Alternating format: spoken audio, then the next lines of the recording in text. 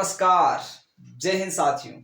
स्वागत है आपका आपके अपने YouTube चैनल विजन क्लासेस पर। साथियों, कक्षा 10 की गणित पढ़ रहे हैं और पिछली क्लास के अंदर अपन ने प्रश्नावली 3.2 को स्टार्ट कर दिया था और अपन ने प्रतिस्थापन विधि को बहुत ही आसान भाषा में समझने का प्रयास किया। साथियों, उसी सीरीज में अपन आगे बढ़ रहे हैं और आज अपन देखने वाले हैं इसमें आपके जो प्रतिस्थापन विधि है उसके ऊपर बनने वाले महत्वपूर्ण प्रश्नों को। साथियों, यहाँ पर अब जो क्वेश्चन देखेंगे अपन उसमें कुछ लैंग्वेज होगी, कुछ भाषा होगी, उस भाषा को पढ़ना है, सिंपल भाषा में उसको तोड़ना है, तोड़ मरोड़ करके हमें समीकरण प्राप्त करनी है और समीकरण प्राप्त करने के बाद अपने को वही काम करना है जो कि अपने प्रतिस्थापन विधि में समझा है और सीखा है। तो प्यारे साथियों, जिन्होंने अभी तक प्रतिस्थापन विधि की क्लास नहीं देखी है वो जाकर के देखे, प्लेलिस्ट में चेक करें, नहीं तो डिस्क्रिप्शन के अंदर मैं लिंक डाल दूंगा, वहां से जाकर के आप प्रतिस्थापन विधि को समझ सकते हो। बाकी और कुछ अपन यहाँ पर सीखेंगे आज। तो बिना किसी देरी के आज के सेशन की अपन शुरुआत करते हैं और हम देखते हैं कि इसका क्वेश्चन नंबर 2 क्या कहना चाह रहा है, कैसे हम उसको सोल्व करेंगे, सारी बातें देखते हैं। तो सबसे पहले देखिए, हमें दो समीकरण दे रखी है। ये क्वेश्चन ये कहना चाह रहा है प्यारे साथियों कि आपको ये दो समीकरण देकर के वो बोल रहा है कि आप m का मान ज्ञात करो। तो प्यारे साथियों, अगर आपको x और y का मान पता हो तो बताओ, आप m का मान इधर उधर भेज करके पता कर सकते हो, पक्षांतरण करके आप पता कर सकते हो। तो प्यारे साथियों, x और y का मान पता करने के लिए हमें दो समीकरणें दे रखी है।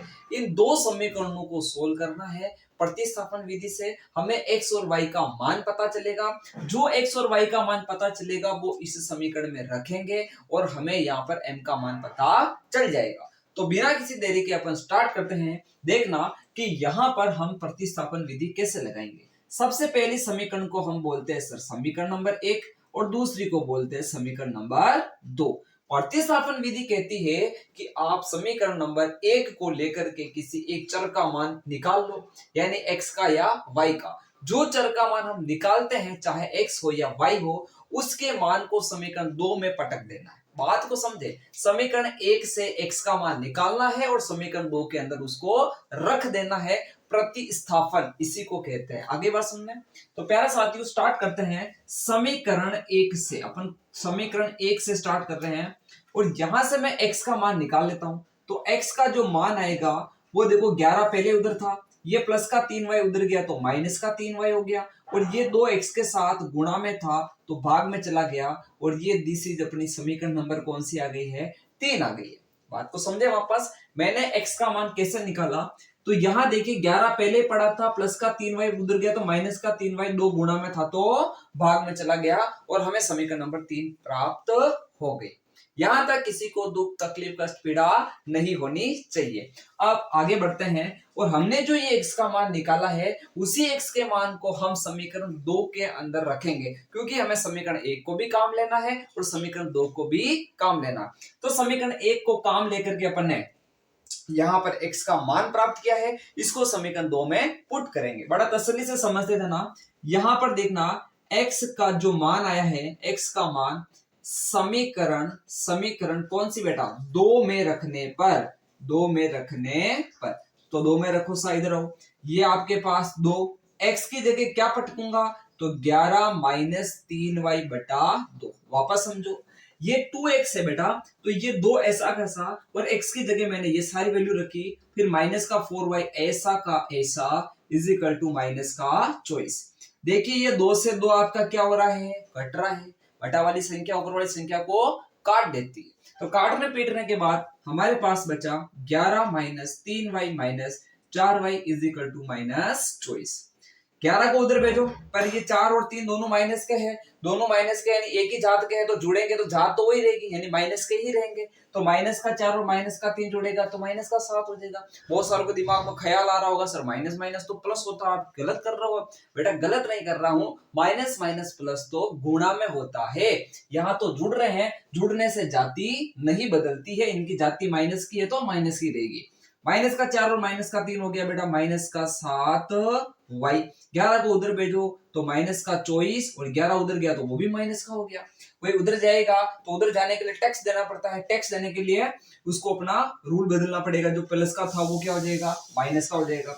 माइनस का 7y, इसको जोड़ो, 4 में कितना होता है 5, फिर देखो 2 और 1 कितना होता है 3, दोनों माइनस के होंगे। क्यों होंगे? क्योंकि यही माइनस की जाति का वही माइनस की जाति का, तो जोड़ेंगे तो जाति तो वही रहेगी, माइनस की रहेगी।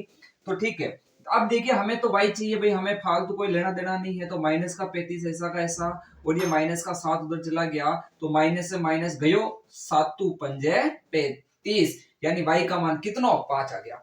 तो y का मान बेटा जी कितना आ गया है 5 आ गया है। यहां तक स्क्रीन में नहीं दिख रहा होगा, लेकिन मेरी बात को सुने समझे, सब पता चल जाएगा। y का मान कितना आ गया बेटा 5 आ गया है। जो y का मान मिला है उसको कहाँ रखेंगे? उसको बेटा अपन रखेंगे समीकरण नंबर 3 में। बात को समझना, प्रतिस्थापन विधि के अंदर 3 स्टेप है। कितने स्टेप है? 3 स्टेप। सबसे पहला स्टेप कहता है कि समीकरण 1 से x का मान निकालो। समीकरण 1 से x का मान निकालो, उसको समीकरण 3 दे दो।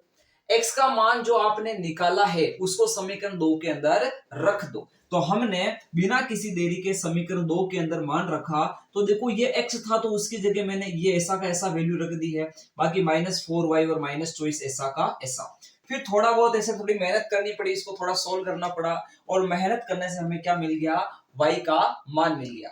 ये जो y का मान मिला है इसको अब अपन समीकरण 3 में रखेंगे। समीकरण 3 में क्यों रख रहे हैं बेटा? क्योंकि जैसे ही यहाँ पर y का मान लिखूंगा मुझे कौन मिल जाएगा? x मिल जाएगा। हमें कौन चाहिए? x चाहिए। इस बात को मत भूलो, आपको चाहिए कि आपको पता होना चाहिए। तो इसको अपन मिटा देते हैं, इसकी भी जरूरत नहीं है। तो y का मान बेटा क्या करेंगे? y का जो अभी मान मिला है, y का मान इसको अपन समीकरण 3 में रख देते हैं। समीकरण 3 में रखने पर ये रख दिया। इधर देखना, समीकरण 3 में रखेंगे तो बेटा x इजिकल टू हमें मिलेगा 11 माइनस 3, और y की जगह आप रख दो 5। y की जगह कितना रखोगे? 5। बटा में क्या चल रहा है बेटा? सॉरी, बटा में चल रहा 2। 11 माइनस 3, 3, और y की जगह दिख गया 5, और बटा में क्या है? 2 ऐसा का ऐसा। x बराबर देखिए 11 ऐसा का ऐसा माइनस ऐसा का ऐसा, 3 इंटू 5 होता है 15, और बटा में कितना है? 2। 11 में से 15 घटा नहीं सकते भाई। आपको लग रहा होगा सर छोटी संख्या में से बड़ी संख्या कैसे घटाएंगे? कोई तकलीफ वाली बात नहीं है, आप बड़ी में से छोटी घटा दो। 15 में से 11 घटाओगे तो कितना आएगा? 4 आएगा। भाई आपको पता 15 में से 11 जाएगा कितना आएगा? 4 आएगा। लेकिन यहाँ हम छोटी में से बड़ी घटा रहे हैं तो हमें माइनस लिखना है, हमें तो इतना ध्यान नहीं रहता है। आप इतना ध्यान रख लो कि जो चिन्ह बड़ी संख्या के साथ है ना, उत्तर में भी वही आएगा। आगे बात समझे, 11 में से 15 नहीं घट रहा है, जी घबरा रहा है, तो 15 में से 11 घटा लो, 4 आएगा। चिन्ह कौन सा आएगा? जो बड़ी संख्या के साथ होता है, क्योंकि चलती किसकी है? बड़े आदमी की चलती है। तो यहाँ पर आ जाएगा बेटा माइनस, और बटा में क्या चल रहा है? 2। 2 दूनी 4, माइनस का 2। x का मान कितना आ गया है? माइनस का 2। y का मान कितना आ गया? 5 आ गया। यानी हमने यहाँ पर इतनी मतलब ये संघर्ष करके क्या निकाल लिया है? x और y का मान निकाल लिया। क्या यहाँ तक सवाल हो गया है? नहीं हुआ, यहाँ तक सवाल नहीं हुआ है।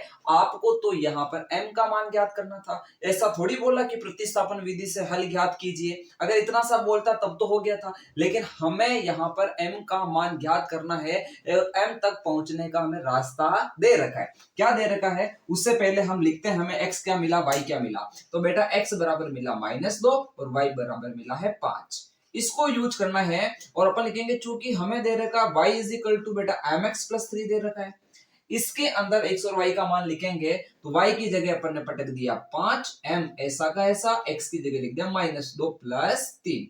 ये हो गया देखो 5, ये प्लस का 3 इधर आएगा तो बेटा माइनस का 3 हो जाएगा। ये माइनस का 2 m से गुणा होगा तो माइनस का 2 m हो जाएगा। 5 में से 3 जाता है तो शायद 2 बचता होगा, और उधर बच रहा आपके माइनस का 2 है। अब सोचो हमें क्या चाहिए? m चाहिए, तो माइनस का 2 किधर आएगा? इधर बटा में आएगा। तो प्यारे साथियों यहां से हमारे पास m का जो मान आया है 2 बटा में माइनस का 2, 2 बटा में माइनस का 2, 2 से 2 कटिंग करेंगे तो m बराबर हमारे पास आएगा माइनस का 1। अब जाकर के अपना सवाल क्या हुआ है? कंप्लीट हुआ है। तो आपको प्रतिस्थापन विधि भी समझ में आ गई होगी, और इस सवाल में थोड़ा सा क्या चेंज किया वो भी आपको समझ में आ गया होगा। तो इसको आप ढंग से नोट करें। फिर अपन इसका अगला क्वेश्चन जो क्वेश्चन नंबर 3 है, जिसमें लैंग्वेज है, जिसमें भाषा है, उसको पढ़ना है, समीकरणें बनानी है, और फिर प्रतिस्थापन विधि से उसको सोल्व भी करना है। तो अपन आराम से करेंगे के सवाल को, तब तक आप आराम से नोट करते जाओ।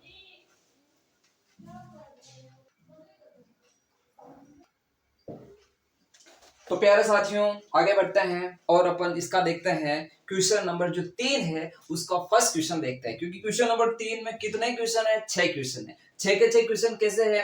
भाषा वाले प्रश्न है, जिसमें हिंदी भाषा में लिखा हुआ है, समीकरण भी हमें बनानी है। इसमें बच्चों को बड़ी तकलीफ होती है, सर ये तो लिख करके छोड़ देते हैं, समीकरण ही नहीं देते, समीकरण हमें बनानी है, हम किसको तो माने, कैसे तो हम माने, कैसे हम जोड़े, कैसे घटाए, कैसे गुणा करें, हमें क्या पता चलेगा? तो बेटा सारी चीजें इसके अंदर लिखी हुई है, इतना सोचने की जरूरत नहीं है। अब मैं एक एक चीज को पढ़ूंगा और एक एक चीज को आपको समझाऊंगा कि आपको यहाँ पर ऐसा ऐसा करना है, और आप खुद ऑटोमेटिक उस चीज को कर लोगे यदि आपका पूरा फोकस मेरी बात पर होगा। तो मैं क्वेश्चन को रीड करता हूं, और क्वेश्चन आपको भी स्क्रीन पर दिख रहा होगा, तो आप आराम से देख सकते हो, ठीक है। देखिए साथियों, बोला जा रहा है कि दो संख्याओं का अंतर 26 है। अच्छी बात, देखिए दो संख्या ऐसी है जिनका अंतर 26 है। मुझे दो संख्या पता है क्या? नहीं है। तो बहुत सारों के दिमाग में तो आ गया होगा, सर हम संख्याओं को मान लेंगे कि पहली संख्या यह है, दूसरी संख्या वो है, और उन दोनों का अंतर 26 है।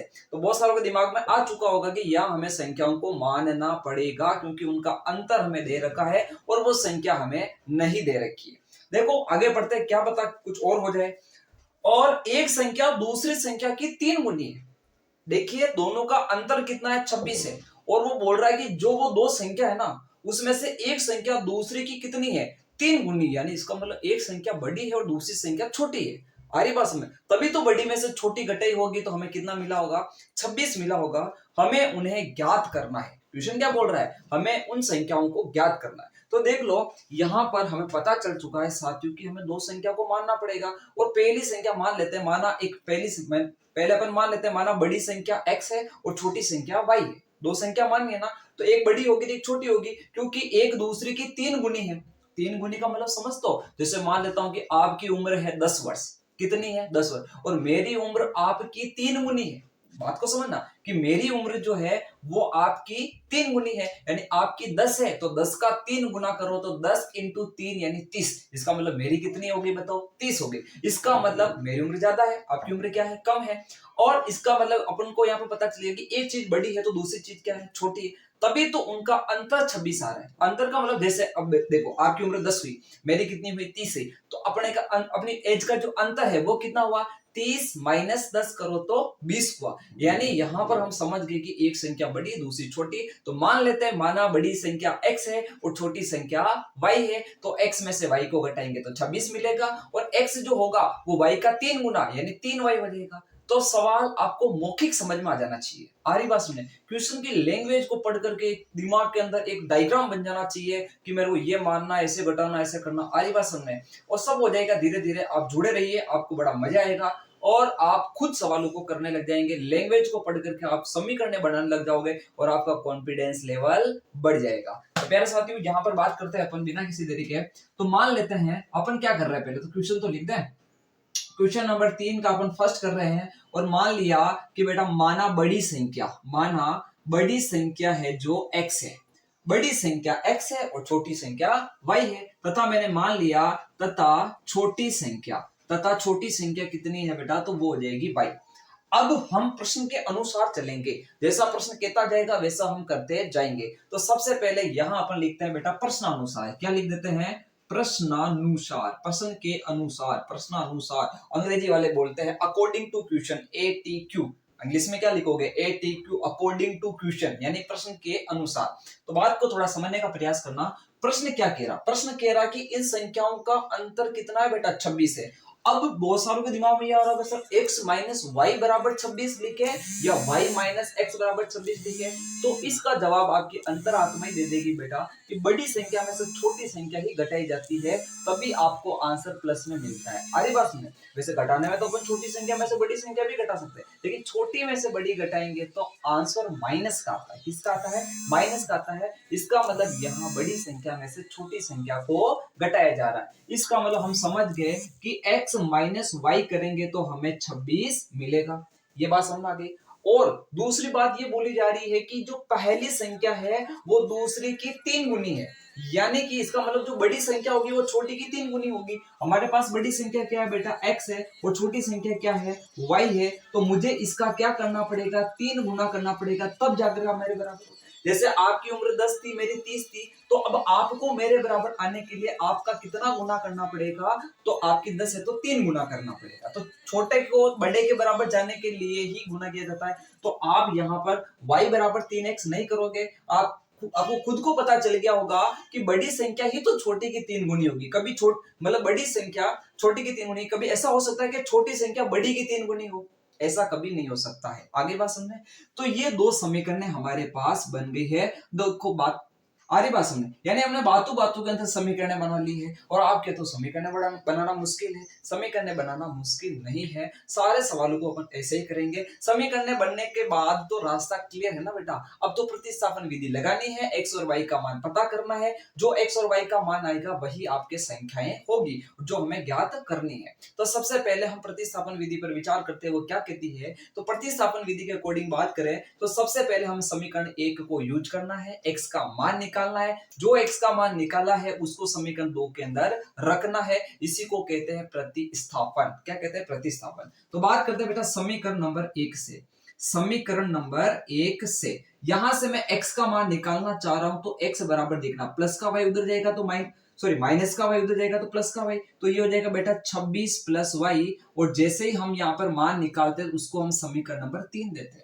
जो हमें समीकरण 3 में x का मान मिला है इसको समीकरण 2 में रख देंगे। देखिए आपको प्रोसेस क्लियर हो जाना चाहिए, ठीक है, मेथड पूरा क्लियर हो जाना चाहिए कि इसके बाद ऐसा करते हैं। और बाकी आप प्रैक्टिस करोगे क्वेश्चनों की तो आपको और क्लियर हो जाएगा। बाकी अपन यहाँ पर कर रहे हैं तो आपको सिर्फ एक रास्ता क्लियर हो जाना चाहिए कि इस स्टेप के बाद ये स्टेप करनी पड़ती है। जैसे ही आपके पास x का मान आएगा और दिमाग में चीज आ जानी चाहिए कि ये जो x का मान मिला है इसको समीकरण 2 के अंदर क्या करना है? रखना है। तो बिना किसी देरी के यहाँ पर देखिए, ये जो आपके पास समीकरण नंबर 2 थी और यहाँ पर तो अपन ने गड़बड़ कर दी।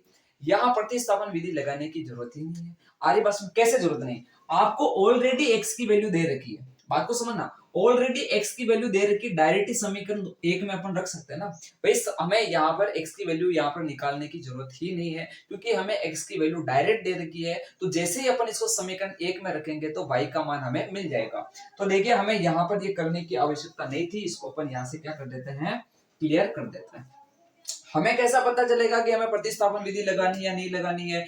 अभी तो अपन आगे बढ़ गए थे फिर बाद में पता चला था। तो सिंपल सी बात है, यहाँ पर देखिए आपको जब भी x या y का मान डायरेक्ट दे रखा है, समीकरण ही ऐसी बनी हो जिसमें x और y का मान आपको डायरेक्ट मिल रहा है, तो आपको सीधा सीधा उस x के या y के मान को बची हुई दूसरे समीकरण के अंदर रख देना है।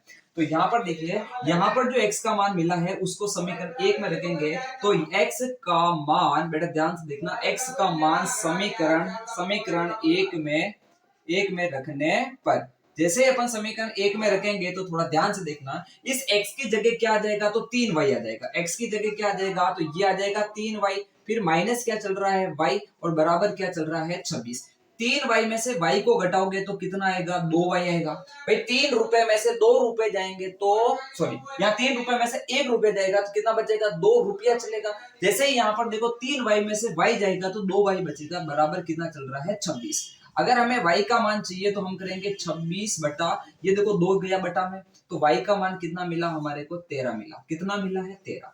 अगर y का मान आ गया है तो x का भी निकाल लेते हैं। x का सीधा सीधा यहाँ से मिल रहा है, जैसे y का मिलेंगे रखेंगे और x का मिल जाएगा। तो y का मान समीकरण 2 में रखने पर, ध्यान से देखें, y का मान समीकरण 2 में रखने पर, समीकरण 2 के अंदर रखते हैं, इधर देखें, तो ये है समीकरण 2, तो हमें मिलेगा x बराबर 3 और y की जगह अपन लिख देंगे 13। कितना लिखेंगे? 13। तो x बराबर मिलेगा 13 इंटू 3 करेंगे तो हमें मिल जाएगा 39। कितना मिला? 39। तो यहाँ पर हमें पहली संख्या देखो, तो सबसे पहले बात करते हैं अतः बड़ी संख्या, यानी बात कर लेते हैं अतः बड़ी संख्या हमें कितनी मिली है?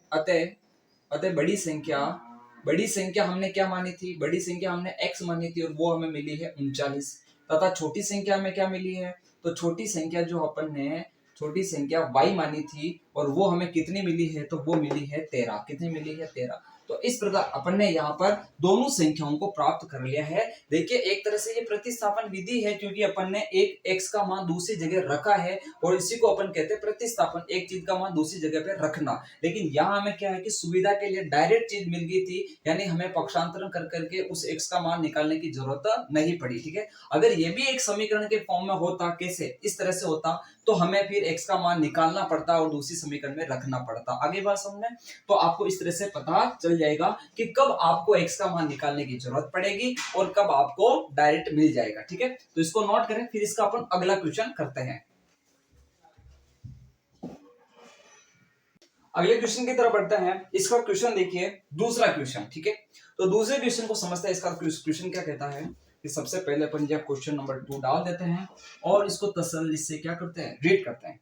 दो समपूरक कोणों में, ध्यान देना, दो समपूरक कोणों में बड़ा कोण छोटे कोण से 18 डिग्री अधिक है तो उन्हें ज्ञात करो। यानी सिर्फ इतना सा लिख करके उन्होंने छोड़ दिया। तो अब देखो सबसे पहले इसमें क्या क्या पता होना चाहिए आपको। सबसे पहली बात तो ये पता होना चाहिए बेटा कि समपूरक कोण होता क्या है। सिंपल सी बात, दो कोण ऐसे कोण जिनका योग कितना डिग्री हो, 180 डिग्री हो। दो ऐसे कोण जिनका योग 180 डिग्री हो उन्हें हम समपूरक कोण कहते हैं। तो सबसे पहली बात तो यहाँ पर हमें उन दोनों कोणों को मानना पड़ेगा कि पहला कोण क्या है, यानी बड़ा कोण क्या है, छोटा कोण क्या है, ताकि एक समीकरण तो कैसे बनेगी, जैसे मैं बड़े कोण और छोटे कोण को जोड़ूंगा। मान लिया कि बड़ा कोण क्या है, x है, छोटा कोण क्या है, y है, तो x और y को जोड़ूंगा तो बराबर में लिखूंगा 180, क्योंकि दोनों समपूरक कोण है।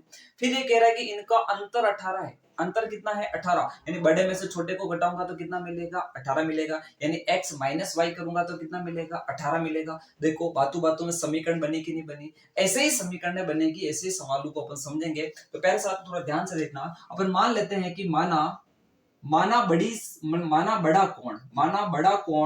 बड़ा कोण कितना बेटा, x डिग्री है। फिर बात करते हैं तथा छोटू वाला कोण कितना है, छोटू वाला कोण हो जाएगा बेटा, छोटा कोण अपने पास हो जाएगा y डिग्री। दो कोण x और y है, हमने मान लिया कि बड़ा इतना है, छोटा इतना है, दोनों कोण समपूरक है, ऐसा सवाल वाला कह रहा है। मैंने कह रहा हूं क्वेश्चन में बोला गया है कि दो समपूरक कोण है, तो हमें पता है इनका योग 180 होगा। क्यों, क्योंकि समपूरक कोणों का योग 180 डिग्री होता है। ये बात हमें पता होनी चाहिए, बाकी ये सवाल नहीं होगा। तो ठीक है, बात करते हैं अकॉर्डिंग टू क्वेश्चन, या जिसको अपन बोलते हैं प्रश्नानुसार। जैसा प्रश्न कह रहा है वैसा करेंगे। तो पहली बात तो वो कह रहा है कि समपूरक है तो जोड़ करके 180 लिख दो। ठीक है, ये आपके पास समीकरण नंबर कौन सी आ गई है, एक आ गई है। फिर वो कह रहा है कि इनका अंतर 18 है, तो बड़े में से छोटा घटाएंगे तो कितना मिलेगा, 18 मिलेगा। यानी इसका मतलब x में से y घटाऊंगा तो कितना मिलेगा, 18 मिलेगा। इसको समीकरण नंबर क्या दे दो, 2 दे दो। समीकरण 1 और 2 देखो आई कि नहीं, आ गई है। अब हमें इसे प्रतिस्थापन विधि से हल करना है। तो यहाँ आपको x और y का कहीं डायरेक्ट मान लिखा हुआ दिख रहा है क्या, नहीं दिख रहा है। ना तो x का डायरेक्ट दिख रहा है ना y का। इसका मतलब समीकरण 1 को यूज करेंगे और हम x का मान निकालेंगे। तो प्यारे साथियों ध्यान से देखना, समीकरण 1 से जैसे ही मैं x का मान निकालूंगा तो ये प्लस का y उधर जाएगा तो माइनस का y, तो 180 माइनस y, और दिस इज समीकरण नंबर 3। जैसे हम x का मान निकालते हैं उसको समीकरण नंबर कौन सी देते हैं, 3 देते हैं। ये जो x का मान निकाला है इसको समीकरण 2 में रखो। तो बात करते हैं x का जो मान आया है उसको समीकरण 2 में रखने पर, तो ध्यान देना, इस x की जगह ये लिखूंगा 180 माइनस वाई। तो ये 180 माइनस वाई, इस x की जगह ये लिख दिया। फिर माइनस वाई ऐसा का ऐसा बराबर कितना, 18 डिग्री दे रखा है। थोड़ा सा ध्यान से देखना, अब यहाँ पर माइनस का y और माइनस का y एक ही जात के, तो जोड़ेंगे तो माइनस का 2y हो जाएगा। ध्यान से देखना, तो ये हो जाएगा माइनस का 2y बराबर, ये 18 उधर था, 180 को उधर ले जाओ तो ये हो जाएगा माइनस का 180।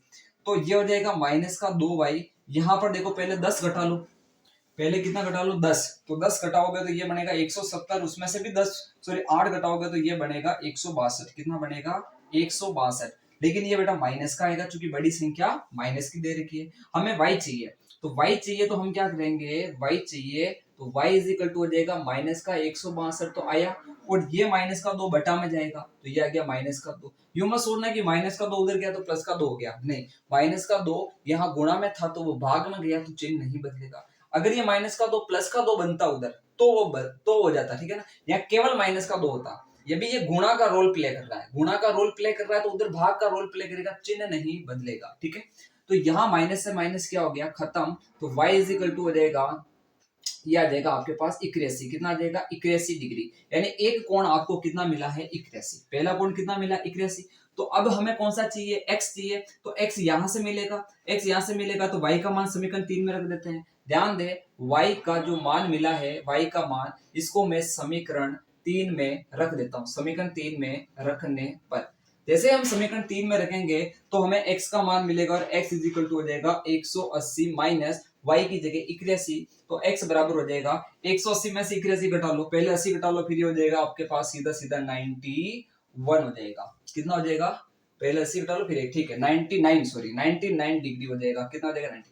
ये आपका बड़ा और एक छोटा दोनों कोण आपको मिल गए, और दोनों का अंतर देखो कितना आ रहा है, 18 आ रहा है। कितना आ रहा है, 18, क्योंकि 9 ये और 9, ठीक है, दोनों का अंतर कितना आ रहा है, 18 डिग्री। इस प्रकार अपन ने यहाँ पर छोटा कोण भी प्राप्त कर लिया और बड़ा कोण भी प्राप्त कर लिया।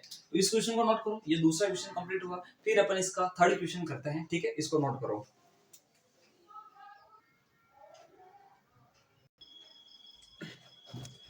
अगले क्वेश्चन की तरफ बढ़ते हैं साथियों। अगला क्वेश्चन क्या बोलता है, सुनना। एक क्रिकेट टीम के कोच ने, ध्यान से देना साथियों, एक क्रिकेट टीम का कोच है, वो मार्केट जाता है और बैट और बॉल खरीदता है। अब वो कैसे, कितने बॉल खरीदता है, कितने बैट खरीदता है और कितने रुपए वो देकर के आता है, उस बात को समझना है। और हमें यहाँ पर क्या ज्ञात करना है, उस बात को यहाँ पर समझना है कि क्या ज्ञात हमें करना है। तो बात को सुने पहले। एक क्रिकेट टीम के कोच ने 7 बल्ले और 6 गेंद खरीदी। देखो भाई, वो गया मार्केट और उसके जची कि उसने 7 तो बैट खरीद लिए, ठीक है, और उसने 6 बॉल, यानी उसने क्या खरीद ली, गेंद, यानी 7 बैट और 6 गेंद खरीदी। और इनका उसको रुपए वो देता है 3800 रुपए। दुकानदार को कितने रुपए देता है, 3800 रुपए देता है। अब देखिए, आपको यहाँ पर जब तक ये नहीं पता चलेगा कि एक बेट का कितना मूल्य था, तब तक आप ये नहीं बता सकते हो कि 7 बेट का कितना दिया होगा। और जब तक ये नहीं पता होगा कि एक बॉल का कितना रुपया था, तब तक आप ये नहीं बता सकते हो कि उसको 6 बॉल के कितने रुपए दिए होंगे। तो बात को समझना मेरी। अभी यहाँ पर हमें क्या करना है, इसका मतलब हमें एक बेट का मूल्य भी पता नहीं है, तो एक बॉल का मूल्य भी पता नहीं है। तो सबसे पहले मान लेंगे कि माना एक बेट का मूल्य x है और एक बॉल का मूल्य y है। अगर एक बेट का मूल्य पता चल गया तो कितने भी बेट वो खरीदेगा, तो उससे मैं क्या कर दूंगा, गुणा कर दे दूंगा। मान लो कि उसने 20 बेट खरीदे, कितने, 20। एक बेट के कितने रुपए है, x रुपए, तो 20 बेट के कितना होगा, 20x हो जाएगा। कितना हो जाएगा, 20x हो जाएगा। तो सुनिए, तो उसने सबसे पहले तो खरीदे 7 बल्ले और 6 गेंद खरीदी और 3800 रुपए दिए। फिर वापस जाता है और अगली बार 3 बल्ले और 5 गेंद खरीदता है। अगली बार क्या करता है, 3 तो बैट लेता है और 5 गेंद यानी बॉल लेता है, और इस बार 1750 रुपए देता है। कितने देता है साथियों, 1750 रुपए वो पे करके आता है। तो बताइए, प्रत्येक बल्ले और प्रत्येक गेंद का मूल्य कितना होगा। प्रत्येक बल्ले और प्रत्येक गेंद का मतलब हमें यहाँ पर एक बल्ला और एक गेंद का मूल्य चाहिए। तो सिंपल सी बात, जो चाहिए वही मानना पड़ेगा। पहली बात समझना है कि मानना क्या है, क्योंकि आप यहाँ पर आपको प्रत्येक बल्ले और प्रत्येक गेंद का मूल्य ज्ञात करना है। तो यहाँ पर मैं मान लेता हूं कि माना एक बेट का मूल्य, या फिर अपन एक बल्ले का मूल्य,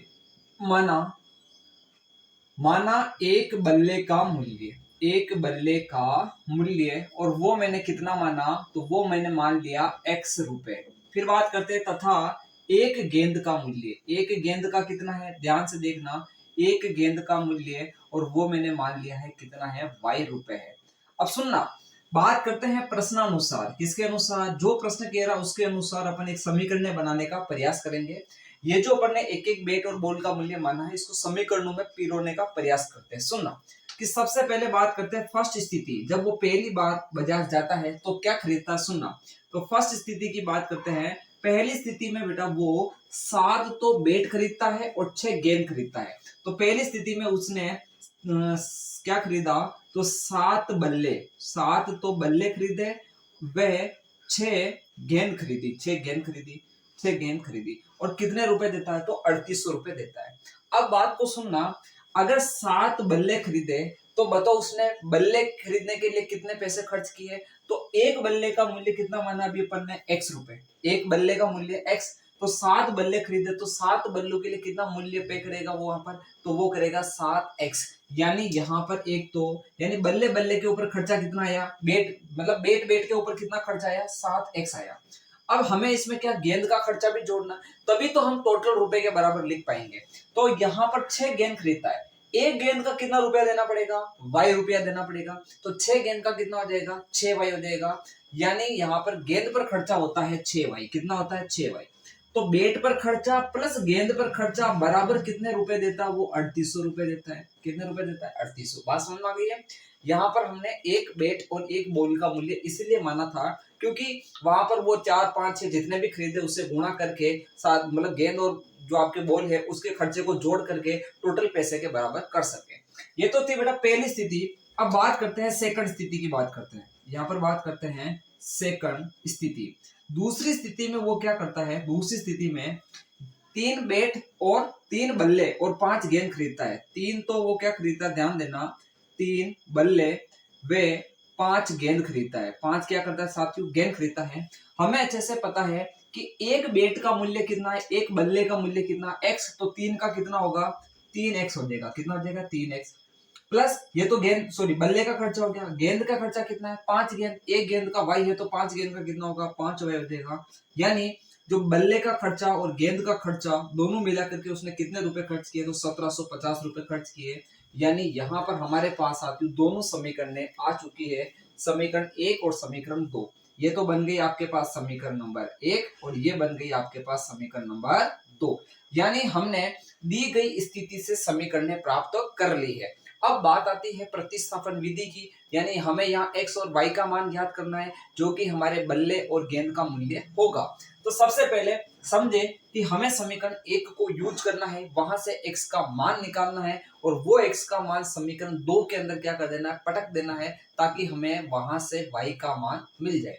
तो सबसे पहले यहाँ पर आपको कहां तक दिख रहा है, अच्छा दिख रहा है। अब सुनना, समीकरण 1 से हम बात करते हैं साथियों, समीकरण 1 से, समीकरण 1 से सबसे पहले मैं x का मान निकाल लेता हूं। अब सुनना x का मान कैसे आएगा, तरीके से समझना इसको। सबसे पहले उधर कौन बैठा हुआ है, 3800, ये मैंने लिख दिया 3800। ये प्लस का 6y उधर जाएगा तो ये हो जाएगा माइनस का 6y, क्या हो जाएगा, माइनस का 6y। और ये हमें x चाहिए, इसके साथ कौन है, 7, 7 इसके साथ गुणा में है तो उधर जाएगा तो भाग में, ये चला गया है भाग में। ये आ गई आपके पास समीकरण नंबर 3। यानी हमें यहाँ पर जो समीकरण 1 थी वहां से x का मान प्राप्त कर लिया हमने और उसको दे दी समीकरण नंबर 3। यानी ये जो आपको x का मान मिला है 3800 माइनस 6y बटा 7, कैसे मिला है वापस समझो। यहाँ पर आपको ये समीकरण 1 है, यहाँ से x चाहिए, x को फिल्टर करना तो बाकी जितना भी इसके साथ कचरा है उसको साइड में करो। यानी सबसे पहले 6y को भेजेंगे, उधर पहले 3800 था, ये 6y उधर गया तो माइनस का 6y, x इसके साथ में तो ये वहां पर जाएगा तो गुणा वाला भाग में चला जाएगा। ये x का मान हमें प्योर मिल चुका है। इस x के मान को अब अपन कहाँ रखेंगे, इस x की जगह लिखेंगे समीकरण 2 के अंदर। तो x का मान समीकरण 2 के अंदर रखने पर तो यहाँ पर देखना, यहाँ कर लेते हैं अपन x का मान समीकरण 2 में रखने पर। तो प्यारे साथियों ध्यान से देखना, x का मान समीकरण 2 में ये 7 ऐसा का ऐसा, इस x की जगह क्या आ जाएगा, तो x की जगह ये आ जाएगा 3800 माइनस 6y बटा 7, ये आ जाएगा 3800 माइनस 6y बटा 7, ऐसा का ऐसा आ गया। फिर प्लस 6y चल रहा है तो प्लस का 6y ऐसा का ऐसा हो जाएगा। फिर इजिकल टू कितना चल रहा है, इजिकल टू हो जाएगा आपके पास 3800, कितना हो जाएगा 3800 हो जाएगा। ठीक है, यानी यहाँ पर हमारे पास सेकंड स्थिति में उसने, अरे सॉरी यहाँ पर मान रखना था ना इसकी जगह, तो यहाँ तो 3 है ना भाई, बात तो सुनो भाई, वापस सुनो।